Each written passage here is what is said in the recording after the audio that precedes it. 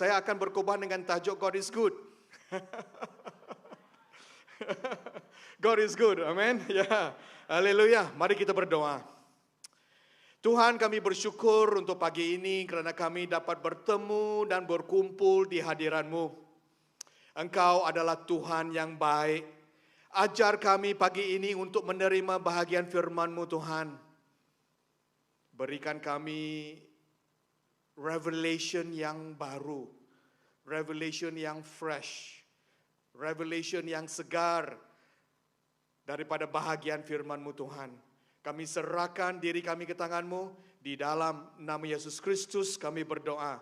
Amen, amen, amen, amen, amen. God is good. All the time. God is good. Mari kita semua bangkit. Kita pergi kepada teman-teman kiri, teman kanan, depan, belakang. Kita wish God is good. Haleluya. Apa? Just here. Bawah.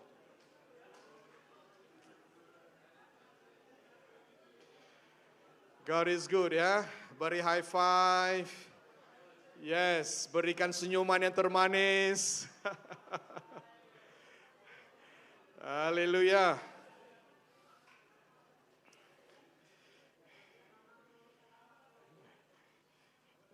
Amin, amin. Puji Tuhan. Puji Tuhan. Eliska, God is good. Ya, amin. So, God is good all the time. All the time, God is good.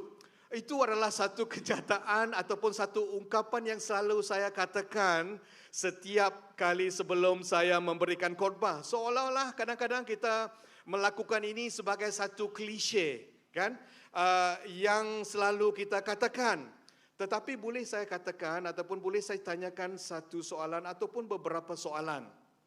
Apakah Tuhan benar-benar baik setiap waktu? Is God good all the time? Maksud saya, apakah Tuhan baik apabila hidup kita di dalam kesakitan? Apakah Tuhan baik apabila kita mendapat berita buruk? Contohnya apabila kita mengidap penyakit kanser. Apakah Tuhan itu baik apabila kita di dalam tekanan ataupun kita risau ataupun apabila orang menyerang kita ataupun kita di dalam masalah keuangan? Is God good all the time? Apakah Tuhan baik selalunya, saudara-saudari? Mazmur 104 dan 5 mengatakan, masuklah ke pintu pagarnya dengan mengucap syukur dan pekarangannya dengan pujian. Bersyukurlah kepadanya dan berkatilah namanya kerana Tuhan baik. Kasihnya untuk selama-lamanya dan kesetiaannya kekal turun-temurun, zaman berzaman. Nah, saudara, Alkitab mengatakan bahawa Tuhan itu baik. God is good. Dan kasihnya dan kesetiaannya adalah kekal untuk selama-lamanya. Izinkan saya katakan ini. Sama ada kita merasakan bahawa Tuhan itu baik ataupun tidak, ia tidak akan menukarkan karakter Tuhan. Perasaan kita ataupun emosi kita tidak akan menukarkan siapakah Tuhan. Lebih daripada itu, boleh saya katakan bahawa ketidakpercayaan kita kepada karakter Tuhan tidak akan menukarkan karakter Tuhan. Our unbelief will not change God's character. Sebab God is good. Contohnya, apabila kita boleh juga mengatakan bahawa saya tidak percaya kepada hukum graviti ataupun the law of gravity, contohnya kan? Ya. Kita boleh katakan bahawa hukum graviti itu tidak ada kuasa ke atas hidup kita. Ataupun apapun posisi kita tentang hukum graviti tidak akan menukarkan kebenaran bahawa hukum graviti itu ada. Contohnya apabila kita naik ke atas menara kembar Petronas. Kan? Kita naik ke hujung menaranya dan kita terjun ke bawah. Sama ada kita percaya kepada hukum graviti ataupun tidak, kita tetap jatuh. Sama juga dengan Tuhan. Sama ada kita percaya bahawa God is good ataupun tidak, Tuhan tetap baik, saudara-saudari. Walaupun kita menghadapi cabaran dalam hidup kita, walaupun apapun situasi dalam hidup kita, Tuhan tetap baik. God is good. Kasih dan kesetiaannya tidak akan berakhir. Kasih dan kesetiaannya akan kekal selama-lamanya. Nah, Alkitab banyak berulang kali menyatakan kebaikan Tuhan. Alkitab mengatakan berulang-ulang kali tentang Tuhan itu baik. Kebaikan Tuhan adalah berkelimpahan menurut Alkitab. Kebaikan Tuhan adalah sentiasa bersama dengan kita. Kebaikan Tuhan datang daripada segala kebaikan datangnya daripada Tuhan. Tuhan memuaskan jiwa kita dan Tuhan adalah baik, melakukan yang baik dan memberikan yang terbaik untuk kita. Semuanya itu dinyatakan di dalam Alkitab. Sebab itu saya selalu mengatakan bahawa life is tough but God is good. Hidup kita adalah penuh dengan cabaran tetapi Tuhan kita baik. Kebaikan, kesetiaan, kasih Tuhan adalah kekal selama-lamanya. Dan itulah yang akan saya sampaikan untuk hari ini. Izinkan untuk saya mengingatkan kita semua bahawa kebaikan Tuhan itu adalah sangat baik untuk hidup kita. Nah, persoalannya, mengapa kita harus mengingati dan mengalami kebaikan Tuhan dalam hidup kita?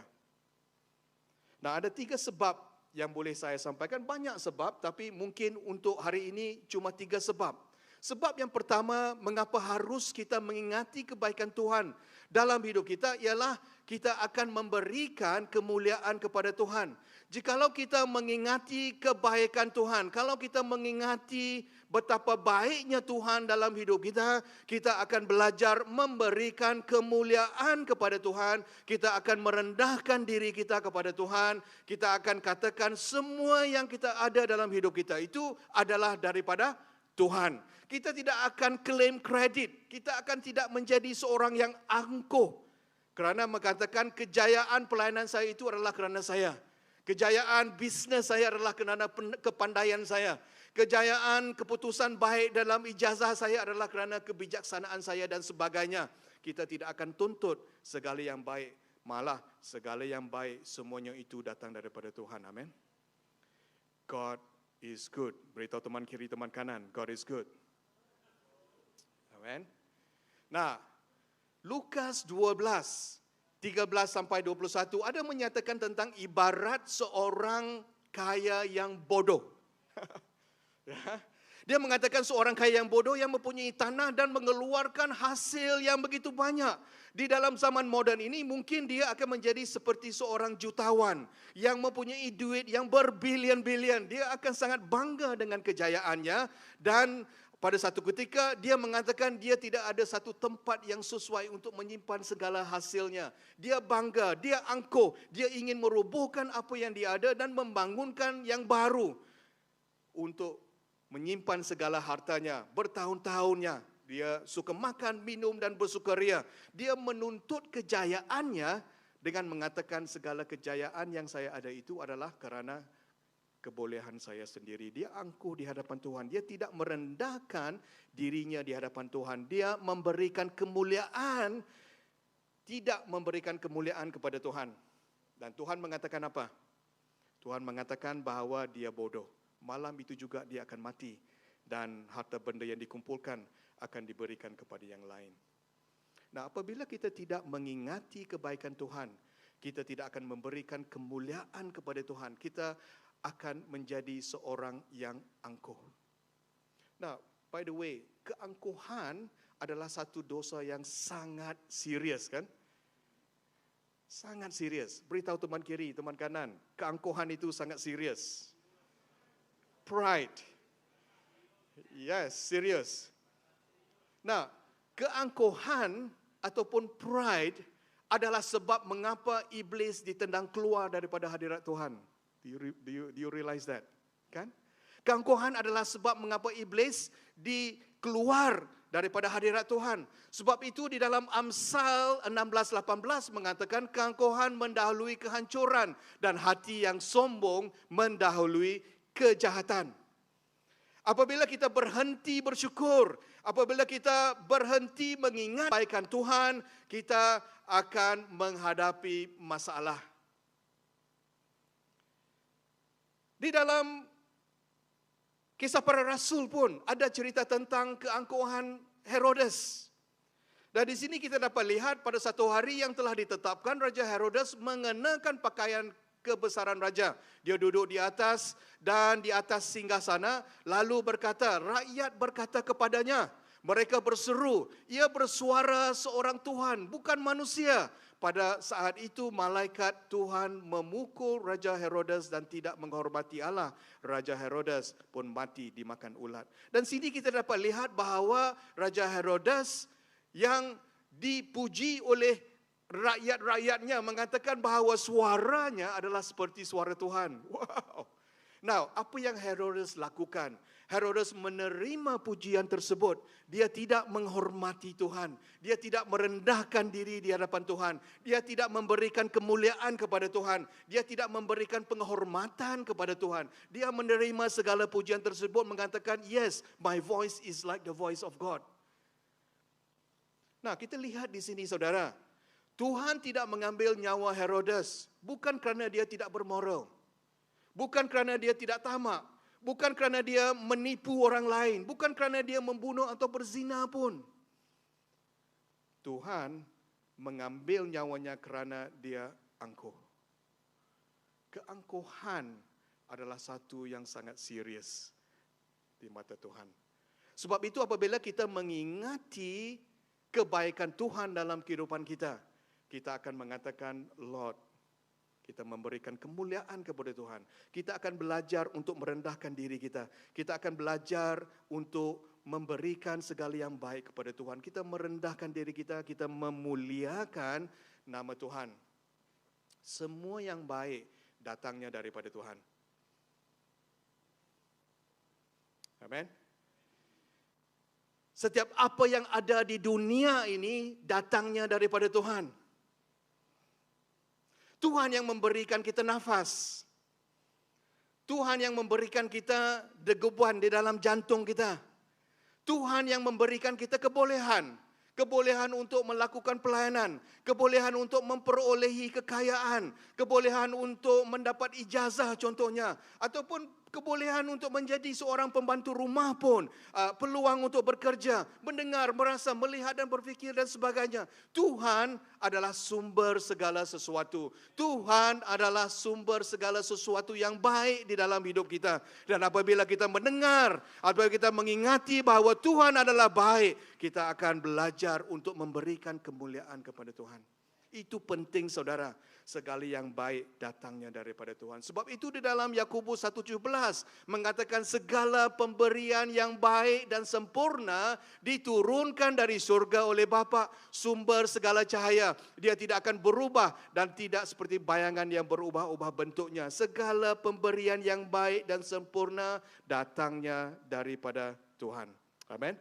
Itu yang pertama. Yang pertama ialah apabila kita mengingati kebaikan Tuhan, kita akan memberikan kemuliaan kepada Tuhan. Yang kedua, apabila kita mengingati kebaikan Tuhan, kita akan beriman kepada Tuhan. Kita akan meminta pertolongan daripada Tuhan. Dan melakukan sesuatu itu bukan dengan kemampuan diri kita sendiri, tetapi kita melakukan dengan kuasa Tuhan. Kita akan berdoa kepada Tuhan. Nah, kalau kita tidak mengingati kebaikan Tuhan, kita tidak akan meminta pertolongan. Kalau kita tidak mengingati kebaikan Tuhan, kita tidak akan berdoa.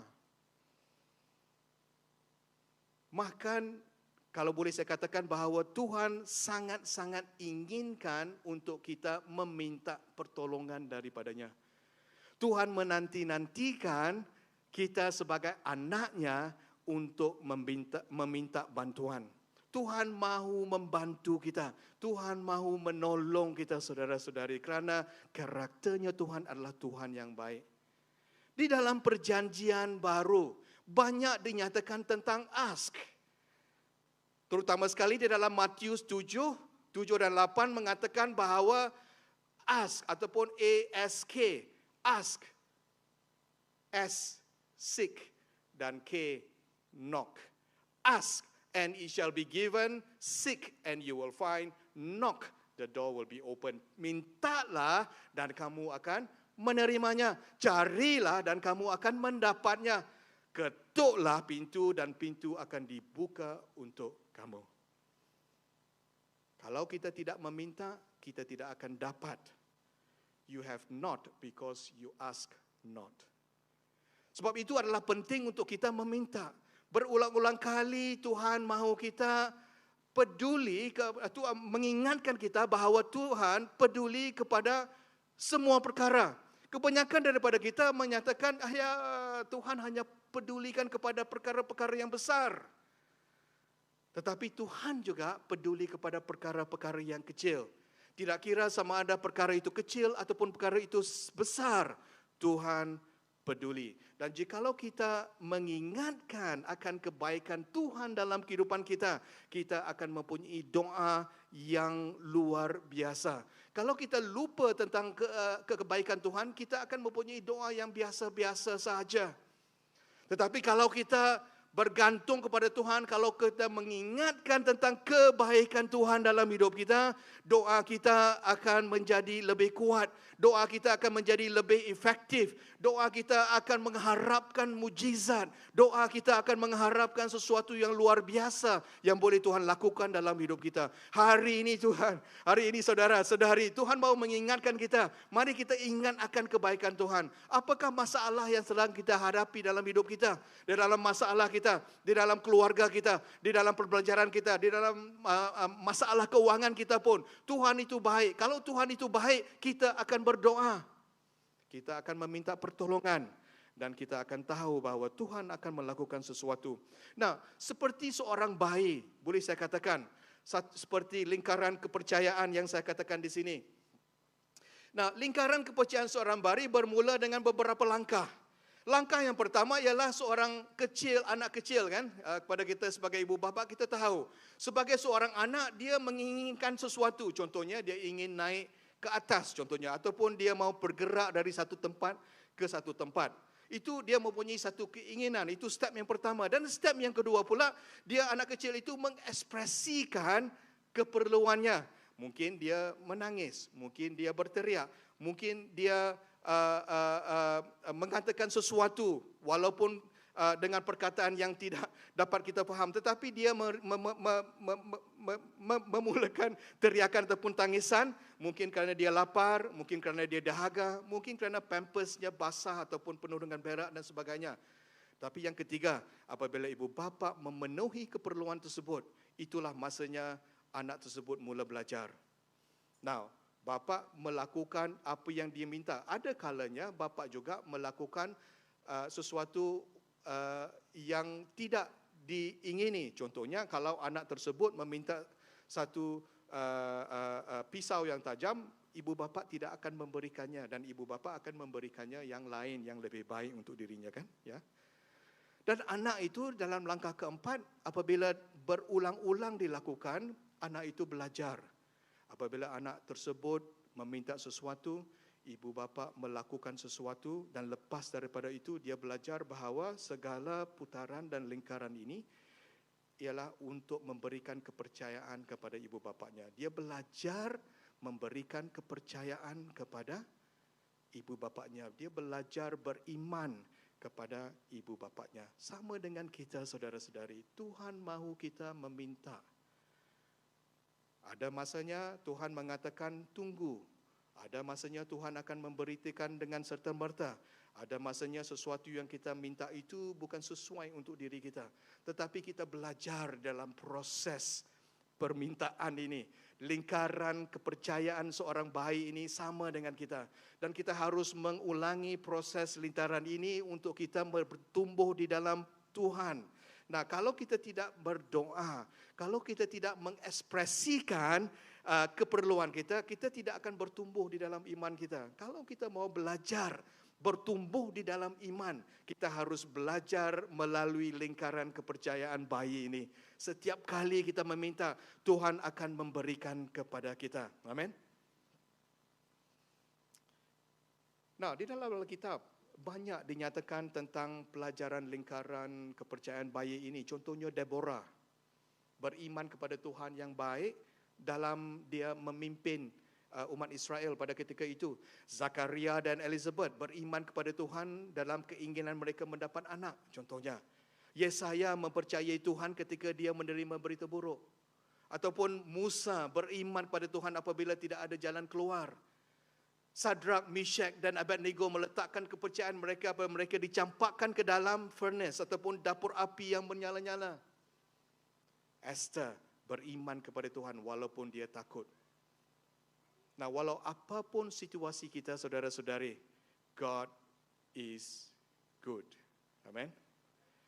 Di dalam masalah keluarga kita, di dalam masalah keuangan kita, di dalam masalah di tempat pekerjaan kita, pelayanan kita, pembelajaran kita dan perhubungan kita, God is good.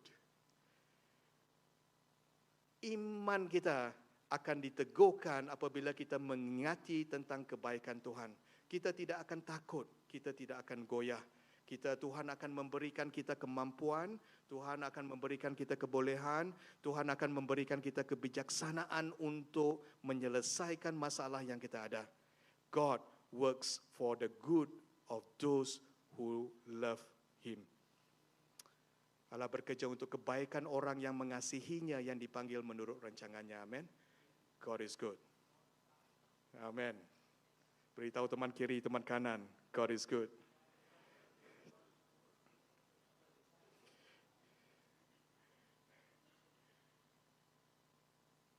Nah, Bapa ingin memberikan yang terbaik untuk kita. Sebab itu di dalam Lukas 11:13. Ini berbicara tentang bagaimana Yesus mengajar muridnya bagaimana untuk berdoa. Ya, bahagian firman Tuhan ini ialah bahagian di mana dia mengajar murid-muridnya berdoa untuk meminta Roh Kudus. Nah, Roh Kudus adalah bahagian yang terbaik yang boleh Tuhan berikan. Dan bukan saja Roh Kudus, Tuhan juga sedia untuk menyediakan memberikan yang lain. Jikalau kita lupa akan kebaikan Tuhan, kita tidak akan meminta pertolongan untuk pertolongan kita, keperluan kita. Amin. Ya. So inilah yang ingin Tuhan berikan. Dan setiap kali apabila kita membaca Alkitab, Tuhan mengatakan rayuan kita adalah berdasarkan kepada kebaikan Tuhan. Sebab itu di dalam Mazmur 69:16, answer me Lord out of your goodness. Dalam setiap kebaikan-Mu Tuhan, jawablah rayuanku. Kebaikan Tuhan tidak bergantung kepada betapa baiknya kita. Kebaikan Tuhan adalah bergantung kepada karakternya Tuhan. Kebaikan Tuhan adalah bergantung kepada Tuhan yang baik. Dan rayuan kita, permintaan kita adalah kepada Tuhan yang baik. Kalau kita tahu bahawa Tuhan kita baik, kita akan meminta pertolongan. Kita akan berdoa dan doa kita akan menjadi satu doa yang luar biasa. Amin. So yang pertama ialah kita akan memberikan kemuliaan kepada Tuhan. Kalau kita mengingati tentang kebaikan Tuhan, kita akan beriman kepada Tuhan. Dan yang ketiga dan terakhir, kita akan mempunyai harapan untuk masa hadapan.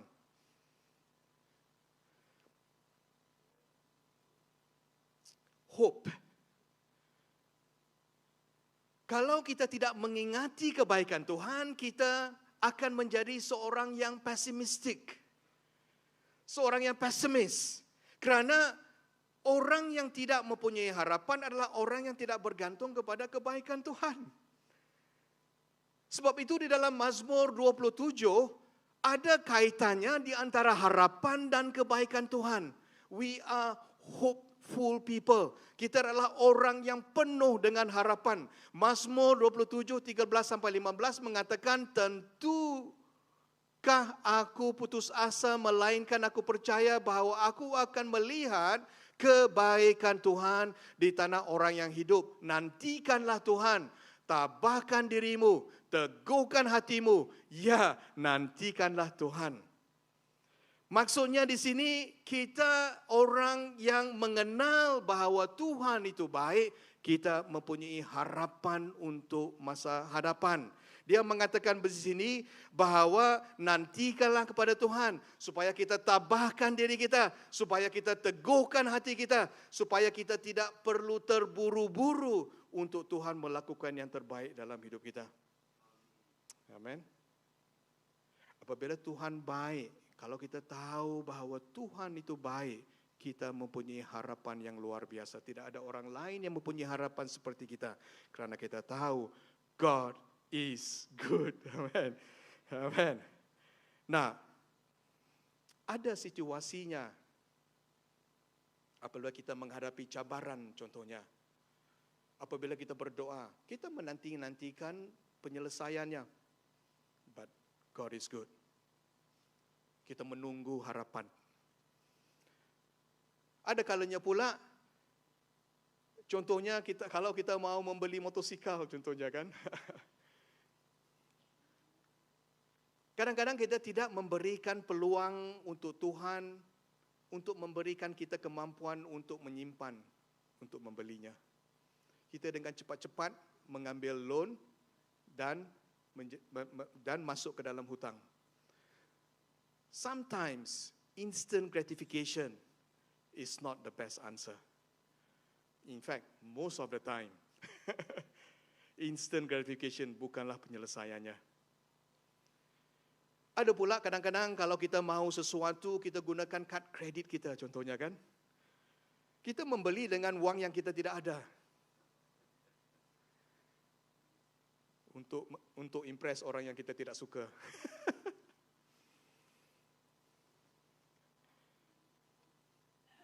Kita tidak menanti-nantikan, kita terburu-buru. Kita tidak menantikan, kita mempunyai harapan bahwa Tuhan akan memberikan kita kebolehan untuk menyimpan duit contohnya. Untuk memberikan satu berkat yang luar biasa, satu hari nanti kita boleh membelinya. Amin. Dan ini yang saya selalu katakan kepada anak saya. In fact, semalam saya ingatkan dia. Kebanyakan daripada masalah hidup kita adalah kerana ketidakupayaan kita menangguh kepuasan diri. Most of our problems in life come from our inability to delay gratification.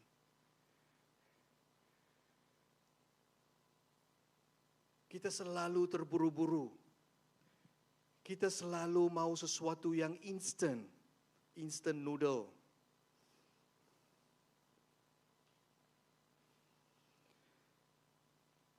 Nah, saudara, apabila kita menghadapi segala masalah dalam kehidupan kita, contohnya kalau kita dalam depression, kalau kita dalam kemurungan ataupun dalam kekecewaan, ataupun kita dalam keraguan, ataupun kita dalam putus asa contohnya, apa yang harus kita lakukan?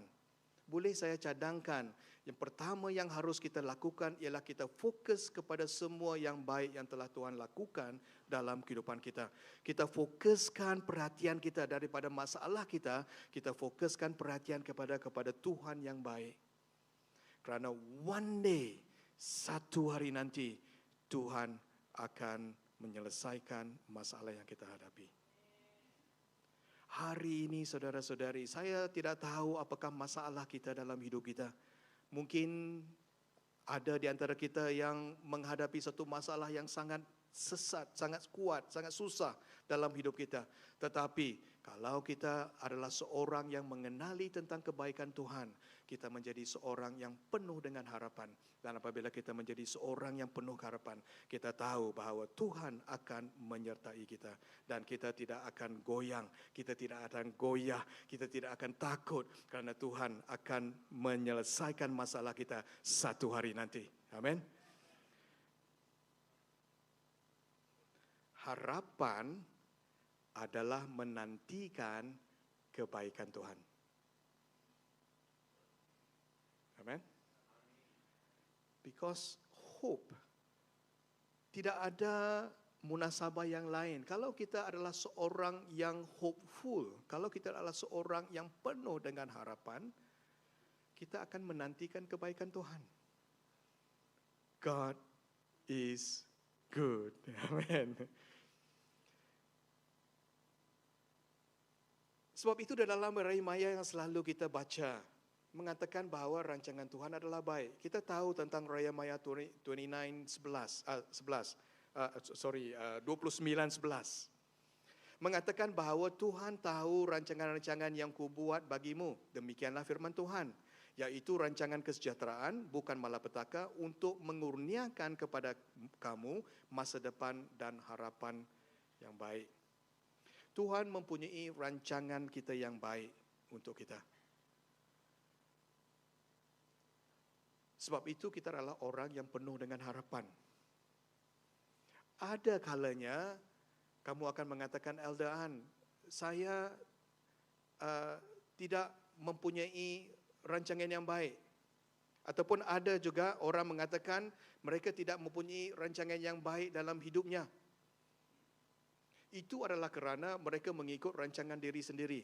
Boleh saya katakan, jikalau kita mengikut rancangan Tuhan, rancangan kita, hidup kita, masa hadapan kita adalah yang baik. Nah, setiap orang di dalam ruang ibadah ini, saudara-saudari, mempunyai rancangan yang istimewa. Tuhan mempunyai rancangan yang istimewa untuk kita semua. Bukan sahaja untuk diri kita sendiri, tetapi juga untuk memberkati orang lain, untuk memberikan impak yang positif kepada orang lain. Dan Tuhan mahu mengingatkan kita pada hari ini, kalau kita mahu berjaya, kalau kita mahu menjadi seorang yang penuh dengan harapan, kita ikut rancangan Tuhan, bukan ikut rancangan diri kita sendiri. Kita tidak boleh engineer rancangan Tuhan dalam hidup kita. Dan kesimpulan, ada juga syarat untuk kita menerima kebaikan Tuhan. Dan kita boleh balik dan baca ini, Mazmur 84:11. Mengatakan kerana Allah, Tuhan ialah matahari dan perisai, Tuhan akan memberi kasih kurnia kemuliaan, tiada kebaikan yang tidak dilimpahkannya kepada mereka yang hidup tulus. So, salah satu syarat ialah untuk kita hidup tulus, kan? Untuk kita hidup taat kepada perintah Tuhan. Hidup Tuhan, kebaikan Tuhan akan melimpah-limpah. Dan yang seterusnya juga kepada kita yang berlindung kepadanya dalam Mazmur 34:8-9. Kepada kita yang takut kepada Tuhan. Takut kepada Tuhan itu adalah taat kepada Tuhan, obey Him. Nah, dialah segala kebaikan. Dan saya mahu membuat kesimpulan ini, saudara-saudari. Kesimpulan ini ialah segala yang diberikan kita adalah baik. Kerjaya kita contohnya, keuangan kita, perhubungan kita dengan suami isteri, boyfriend, girlfriend, pelayanan kita, dan sebagainya. Semuanya itu baik di dalam hidup kita. Tetapi ada satu kebaikan yang unggul. The ultimate goodness. Boleh saya katakan daripada Tuhan, adalah kebaikan yang hanya Tuhan saja boleh lakukan untuk kita. Tidak ada orang lain yang boleh lakukan untuk diri kita. Hanya Tuhan saja boleh lakukan itu. Lakukan kebaikan dalam hidup kita. Tidak ada yang lain. Dan kebaikan yang ultimate ataupun kebaikan yang unggul yang boleh Tuhan berikan. Sebab itu Tuhan mengatakan bahawa Dia adalah gembala yang baik. Dia adalah Tuhan yang baik. Tuhan yang baik adalah Tuhan yang ingin memberikan hidup yang berlimpah-limpah. Lebih daripada itu, Tuhan yang baik adalah gembala yang mengorbankan nyawanya untuk kawanan dombanya. Hanya Tuhan saja yang boleh membawa kita masuk ke dalam perhubungan kita dengan Tuhan. That is the ultimate goodness of God. Itulah kebaikan Tuhan yang ultimate, yang unggul.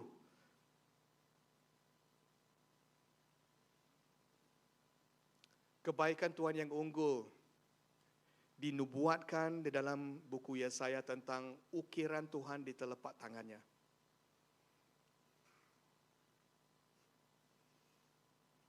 Nah, di dalam Alkitab bahasa Malaysia ataupun bahasa TB, ya, dia mengatakan perkataan dalam ayat 16, lihat aku telah melukiskan engkau di telapak tanganku.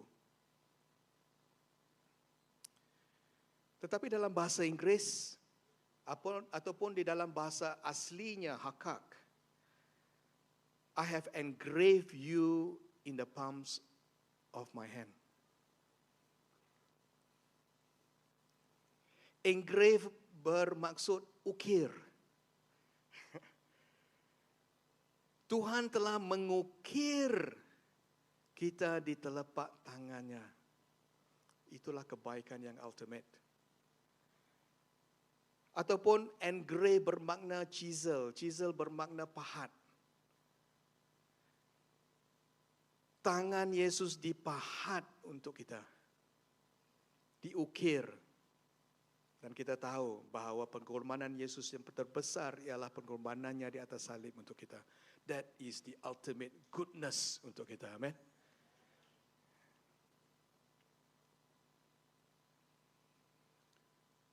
Dan saya akan akhiri dengan satu pengalaman saya. Memang pengalaman saya kebanyakannya adalah di antara orang asli.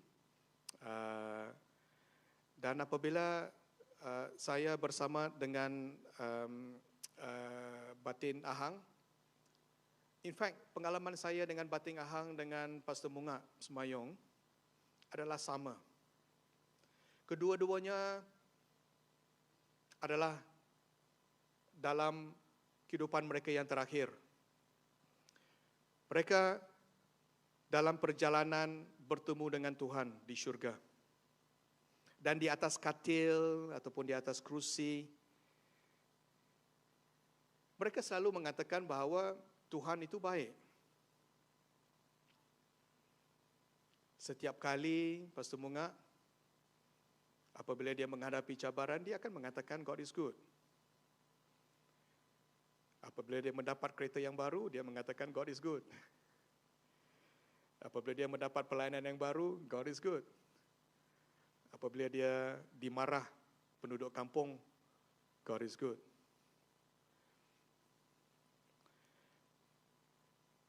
Dan apabila saya melihat kepada Batin Ahang pun, semasa dia di katil hospital, sebelum dia meninggal dunia, dia mengatakan kepada nurse-nurse di hospital pada ketika itu, dan dia beritahu kepada saya bahawa Tuhan itu baik. God is good. Dan memang saya pada ketika itu berfikir, apakah Tuhan benar-benar baik? Kalau Tuhan baik, Tuhan akan sembuhkan dia, kan? Dan Tuhan berbicara kepada saya bahawa God is good adalah cara mereka memuliakan nama Tuhan. Apabila mereka mengucapkan God is good, apabila mereka melafazkan, mengingatkan diri mereka bahawa Tuhan itu baik. Tuhan itu baik bukan kerana situasi, tetapi Tuhan itu baik adalah kerana karakternya Tuhan itu baik. And he spoke to me. Dia pada ketika itu berbicara kepada saya, berkatakan, yes, hidup kita adalah sementara di dunia ini. Perkara yang terbaik ialah untuk bertemu dengan Tuhan satu hari nanti, kan?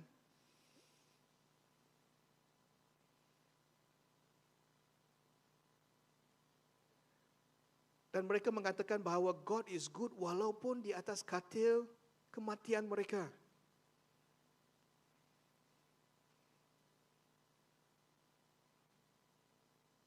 Dan apabila mereka sudah meninggal, di dalam hati saya akan mengatakan pada ketika itu, saya memang merindui mereka. Sebab mereka adalah orang yang memberikan impact dalam hidup saya. Dan satu hari nanti saya akan bertemu dengan dia di syurga. Dan saya berkata dalam hati saya, God is good.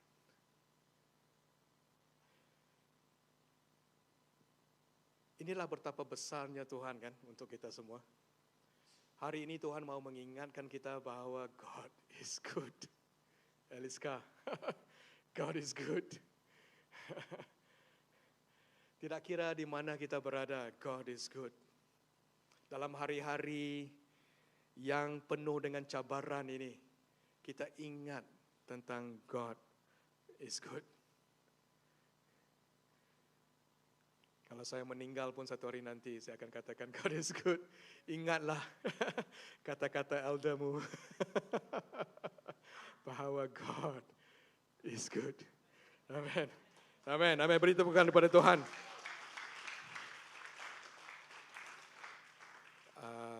Worship leader ya.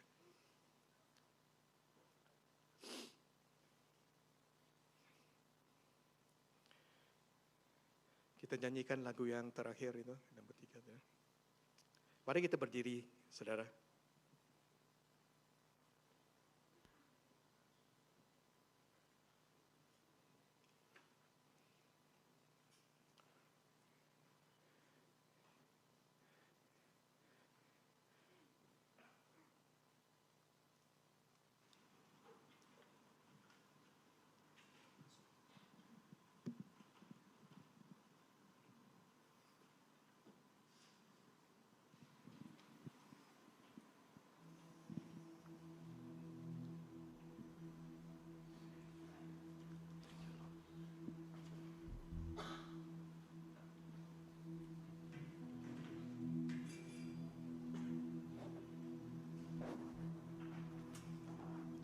Jesus.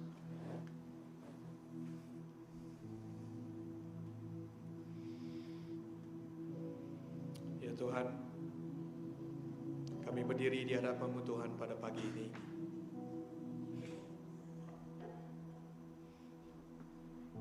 You are a good God. Engkau adalah Tuhan yang baik. Tidak ada perkataan yang boleh mengekspresikan betapa kami bersyukur atas segala kebaikan Tuhan dalam kehidupan kami. Kami mau menjadi seorang yang memberikan kemuliaan kepada-Mu, kerana Engkau adalah Tuhan yang baik. Kami mau menjadi seorang yang beriman kerana Engkau adalah Tuhan yang baik. Kami mau menjadi seorang yang penuh dengan harapan kerana Engkau adalah Tuhan yang baik. You are so good. Mari kita nyanyikan lagu ini. Dengan apa kan ku balas segala kebaikan-Mu? Segenap hatiku menyembah-Mu, Yesus. Ku bersyukur padamu. Dengan apa kan ku balas segala kebaikan-Mu? Segenap hatiku menyembah-Mu, Yesus. Ku bersyukur padamu selamanya.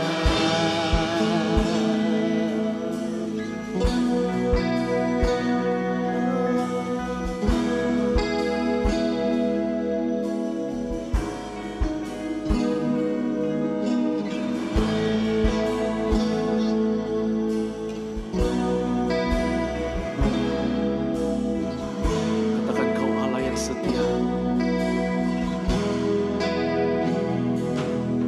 Kau Allah yang setia, Bapa yang mulia. Kasih-Mu besar Tuhan. Kau pulihkan hidupku. Kaulah harapanku. Hidupku dalam-Mu. Terima kasih Tuhan. Kau selamatkan hidup.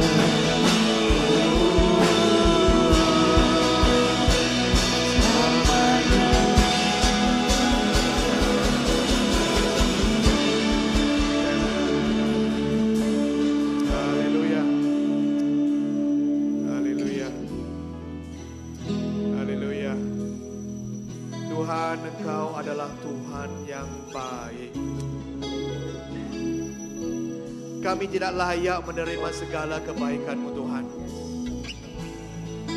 Kami tidak akan hidup, kami tidak akan bernafas, jantung kami tidak akan berdegup jikalau Tuhan bukanlah Tuhan yang baik. Ampuni kami Tuhan atas segala yang telah kami lakukan. Ampuni kami jika kami tidak bersyukur, jikalau kami tidak berterima kasih atas kebaikan Tuhan. Ampuni kami Tuhan kalau kami penuh dengan keangkuhan. Ampuni kami Tuhan jikalau kami tidak meminta pertolongan daripada Tuhan. Ampun kami Tuhan jikalau kami tidak berdoa untuk meminta pertolongan dalam kehidupan kami.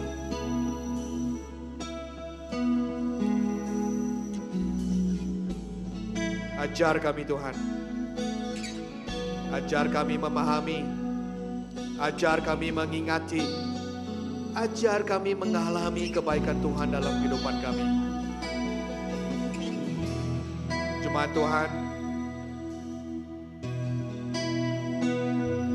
walaupun apa yang sedang kita alami, mungkin ada di antara kita yang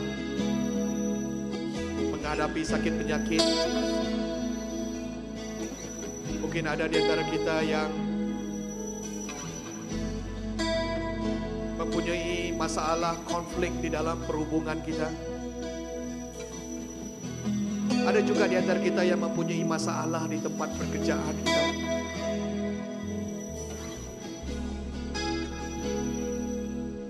Ada di antara kita yang mempunyai masalah keuangan.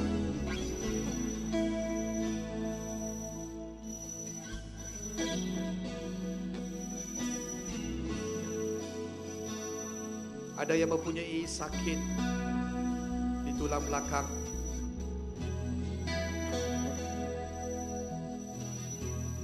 Ada di antara kita yang inginkan pemulihan di antara anak dengan ibu bapa.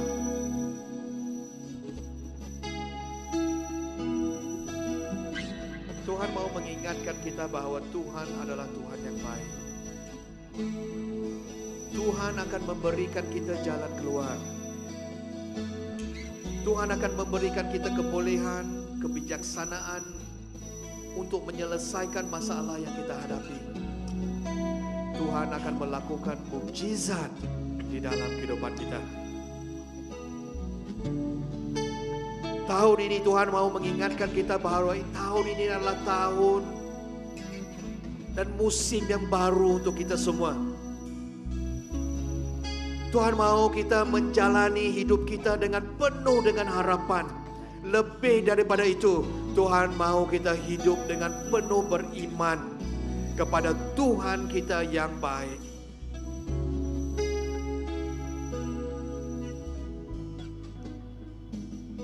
Taste and see that the Lord is good. Terima kasih Tuhan. Jemaat Tuhan, mari kita semua angkat tangan. Saya akan doa berkat sebelum kita pulang. Jemaat Tuhan, Tuhan memberkati engkau dan melindungi engkau. Tuhan menyinari engkau dengan wajah-Nya dan memberi engkau kasih kurnia.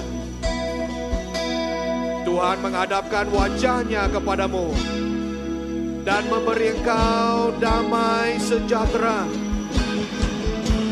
Di dalam nama Bapa, Anak dan Roh Kudus. Dan kepada kita semua yang telah diberkati Tuhan, mari kita sama-sama katakan kepada Tuhan yang baik.